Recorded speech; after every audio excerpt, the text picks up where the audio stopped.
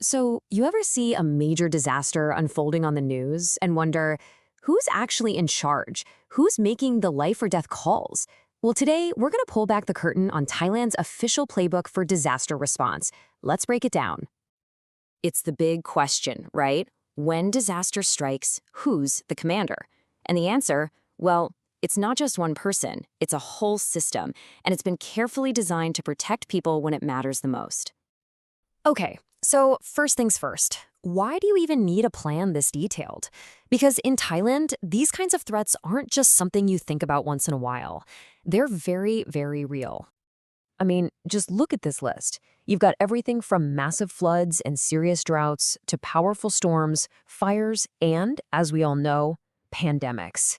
This isn't a what-if scenario. This is the reality on the ground.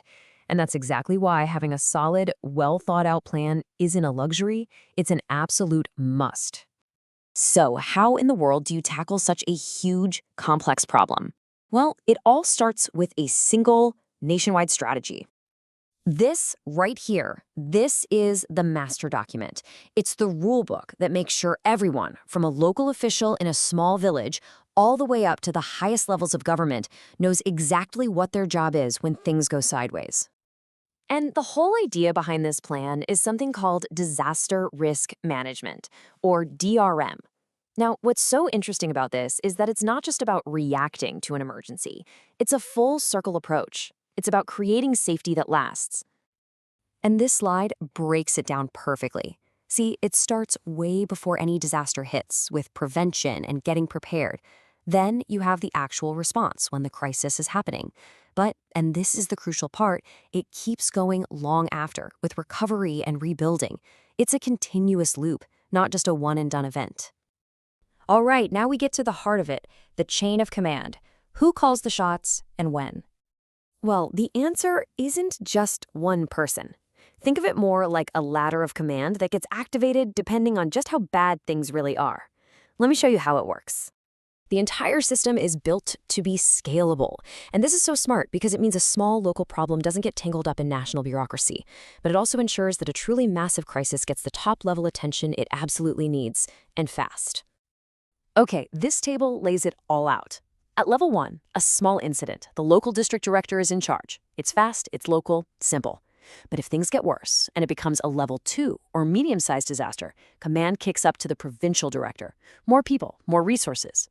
If it escalates to level 3, a large-scale disaster, now you have the national disaster commander taking over to coordinate everything nationwide. And then there's level 4. This is for something extremely severe. At that point, command goes straight to the top, the prime minister. See how that works? It's all about matching the right level of authority to the right level of crisis. So with that whole structure in mind, where does the army fit into all of this? Well, they have a really specific and really important support role. Let's take a look. Now, this is a super important point. The law is crystal clear on this. The military's main job is to support the civilian agencies. They're not there to take charge. They're a powerful helping hand for the commanders we just talked about. And what does support actually look like? Well, their duties are broken down into these things called emergency support functions. You can see here the Army takes the lead in a couple of key areas, like providing military resources and, of course, search and rescue.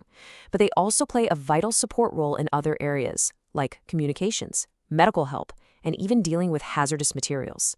They bring the specialists and the heavy gear when it's needed most. You know, this quote from the plan really just says it all.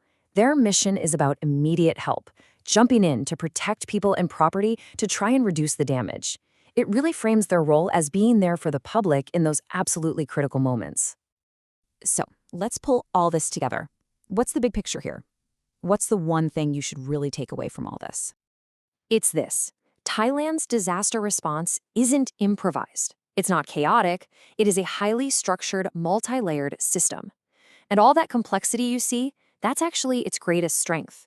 It's what makes it flexible, and it ensures that the command structure always fits the size of the problem on the ground. And that leaves us with one final thought. Because having a comprehensive plan on paper is one thing, but in the middle of a real-world catastrophe, with all the chaos and pressure, a plan is only as good as the people executing it. So the real question is, what's the greatest challenge to making this whole system work when it truly counts?